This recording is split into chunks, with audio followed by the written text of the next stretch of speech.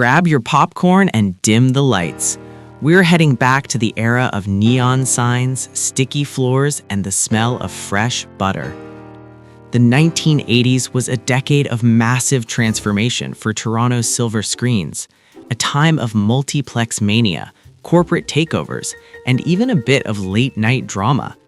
Here is the high-energy history of Toronto's movie scene from 1980 to 1989. 1980, the year of the expansion. 1980 was defined by famous players swallowing up 20th century theaters and a frantic race to add more screens everywhere. May 22nd, double the features. The 5 Drive-In in Oakville debuts its second screen just in time for summer. July 18th, famous players carves up the theater at Yorkdale, transforming it into a 3-screen complex. October 23rd, Richmond Hill gets a new neighborhood hub with the opening of Cineplex Hillcrest 5. December 18th, a massive day for famous players. The Cumberland 4 opens, featuring La Reserve, an elite, premium-priced cinema for the high rollers. The Westwood reopens with 3 screens. The classic Runnymede is reborn as a twin cinema.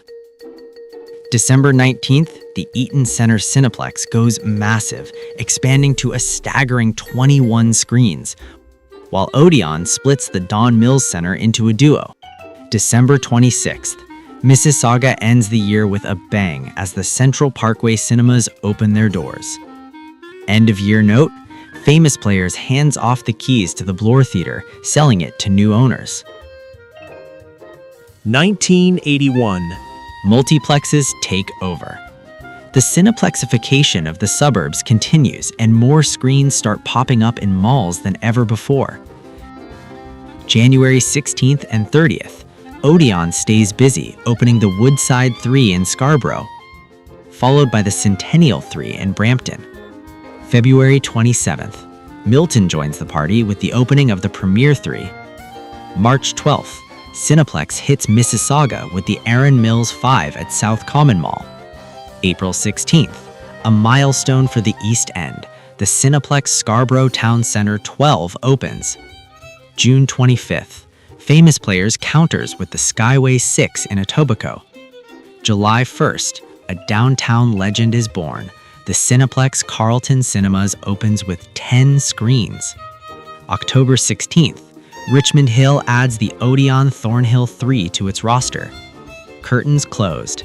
Sadly, we said goodbye to the projectors at the Elgin, Music Hall, Marks in Oshawa, and the Brampton Drive-In.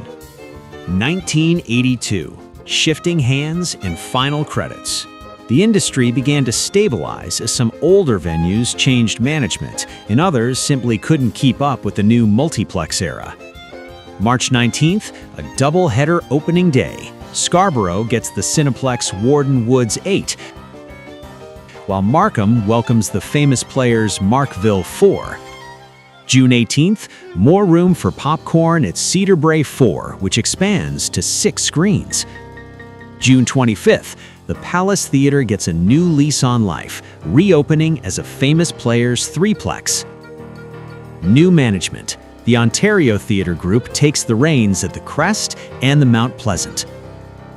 The final reel. By the end of '82, we bid a final farewell to Cinema 2000, closing October 10th, the Festival Theatre, North York's Crown, the Westin Odeon, and the Malton in Mississauga. 1983. New beginnings and drive-in goodbyes. The year started with a bit of an identity crisis at the waterfront and ended with a flurry of new screens. September 24th, the Harbourfront Theatre makes its debut. It experimented with movies for a heartbeat before realizing its true calling was live performance, switching to stage productions almost immediately. September 30th, a new anchor for downtown arrives as the Cineplex Market Square 6 opens its doors. December 16th, double the features. The Toronto Cinema is added to the Metro Cinema to focus on second-run hits. December 24th, Newmarket gets a Christmas gift as Tarrant Enterprises opens the Film Factory 6.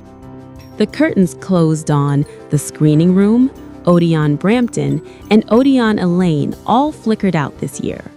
Markham lost the town on June 23rd, and the sun set for the last time on the TP Drive-In in Pickering.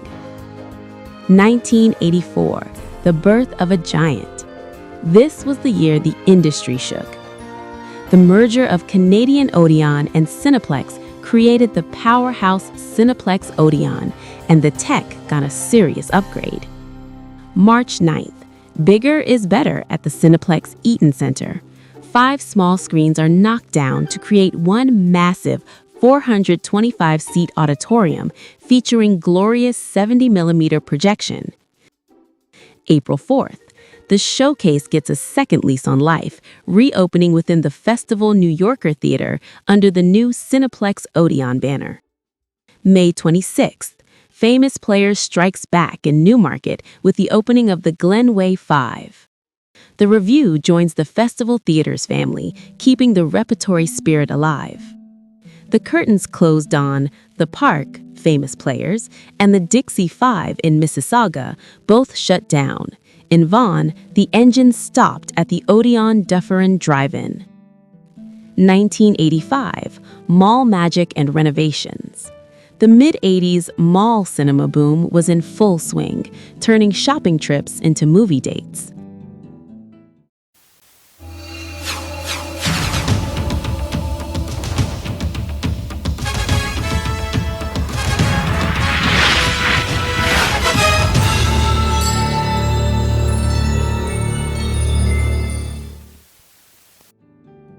August 7th, Etobicoke levels up with the opening of the Woodbine Center 8.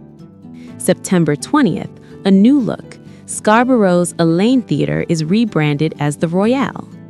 December 20th, the massive Canada Square Cinemas opens with 8 brand new screens at Yonge and Eglinton. A new name. Following the mall's lead, the Famous Players Pickering Sheridan officially becomes the Pickering Town Centre Cinema. Martial arts and more. The balcony of the historic Victory Theatre is reborn as the Golden Harvest Cinema.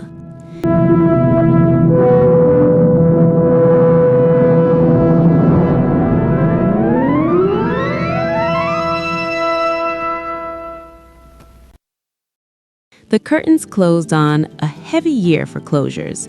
Fair Lawn 2, Odeon Newmarket, and the Roxy all ended their runs. Markham lost the Parkway Drive-In on October 23rd, while Brampton's Shopper Cinema and the Town also dimmed their lights. 1986, Corporate Drama and Expansion. If 1986 were a movie, the opening scene would be a corporate thriller. May 31st, in a move straight out of a heist film, Cineplex Odeon president Garth Drabinsky flew to Michigan to sign a secret lease for half of the Imperial 6, Famous Players' highest-grossing location. By the time anyone knew what happened, a bailiff and security guard had seized the north half of the building, literally locking Famous Players out of their own hit cinema. June 26th, Mississauga gets more popcorn with the South Common 6. July 4th, Famous Players Cedar Brae expands, adding screens 7 and 8. August 4th, Vaughan welcomes the Promenade 6. October 10th, North York gets in on the action with the Cineplex Odeon Madison 5. December 19th, just in time for the holidays, Yorkdale expands its cinematic empire to 6 screens. The Eve's evolution. The original Eve Theatre closes, only to rise again as Eve's Paradise at 1006 Bloor. We say goodbye to the Don Mills 2 Cineplex, Sheridan 2 in Mississauga Cineplex, University Theatre, Famous Players in November. Eve. 1987, The Great Expansion, and a chilly feud. This was the year the multiplex wars went into overdrive. While Famous Players and Cineplex Odeon were racing to plant flags in every suburb, things got a little petty behind the scenes. May 20th, Mississauga got a new crown jewel when Famous Players cut the ribbon on the Sussex Centre Cinemas 3. December 17th, the legendary Cineplex Pantages reclaimed its spotlight, reopening in the massive main house of what used to be the Imperial 6.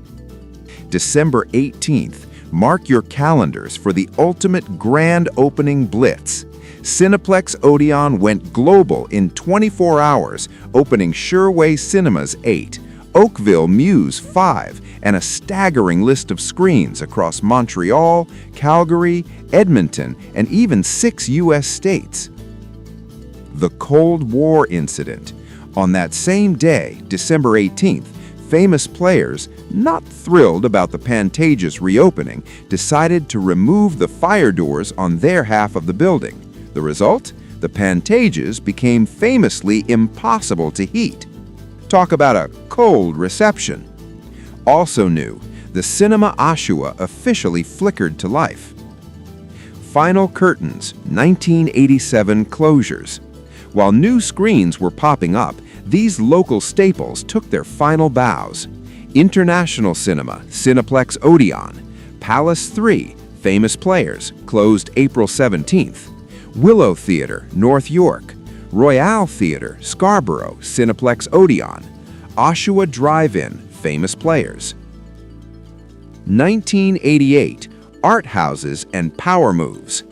The industry shifted gears in '88, leaning into art house prestige, while finalizing the divorce between the big players at the Imperial Pantages.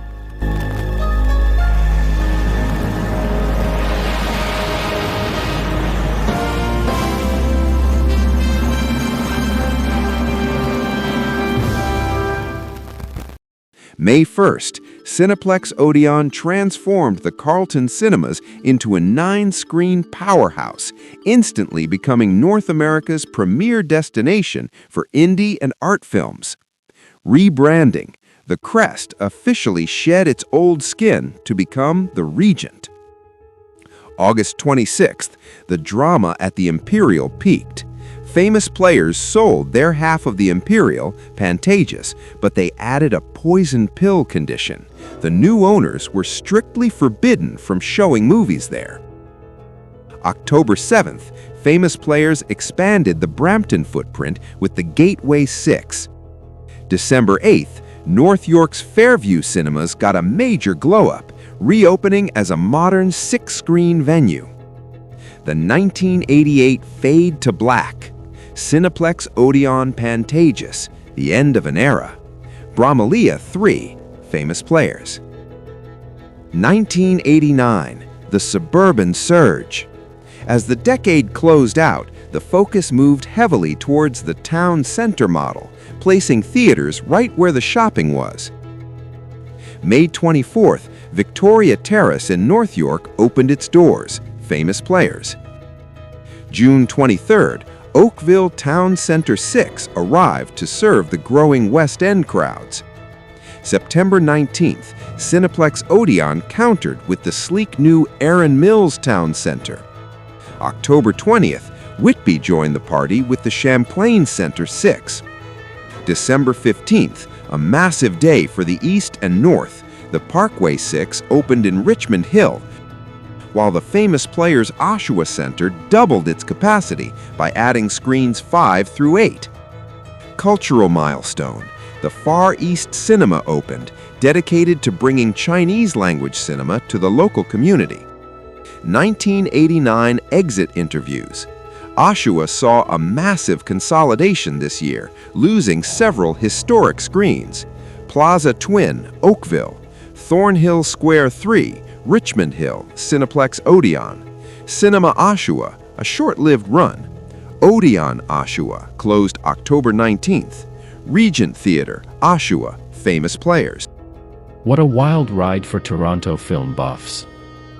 From drive-in sunsets to the birth of the modern megaplex, the 80s changed how we watched movies forever. Thanks for watching. If you enjoyed this trip down memory lane, don't forget to like and subscribe for more deep dives into cinema history.